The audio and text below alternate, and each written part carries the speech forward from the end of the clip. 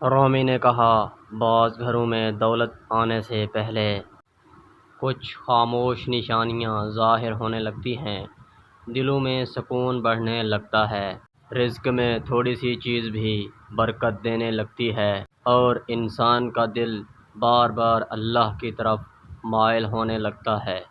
اگر آپ کے گھر میں بھی یہ نشانیاں ظاہر ہو رہی ہیں تو شاید اللہ کی رحمت آپ کے دروازے تک پہنچ چکی ہے۔ آج کی اس خوبصورت ویڈیو میں ہم رومی کی ان باتوں کو سنیں گے جو دل کو امید اور روح کو سکون دیتی ہیں۔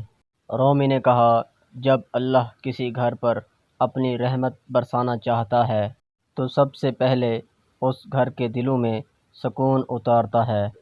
رومی نے کہا، دولت صرف سونے اور چاندی کا نام نہیں، بلکہ وہ نعمت ہے جس سے انسان کا دل مطمئن ہو جاتا ہے۔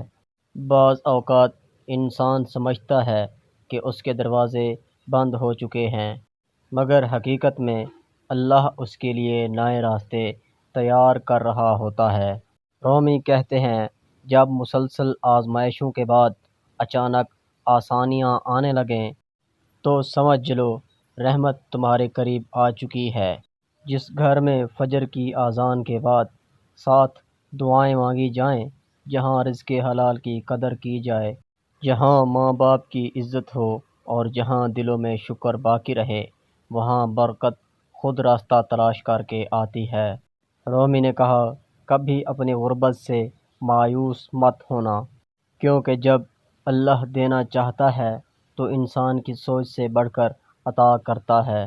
اگر تمہارے گھر میں اچانک سکون بڑھنے لگے، چھوٹی چھوٹی چیزوں میں خوشی محسوس ہونے لگے اور دل بار بار اللہ کی طرف مائل ہونے لگے، تو یہ اس بات کی نشانی ہے رحمت تمہارے دروازے کے قریب کھڑی ہے۔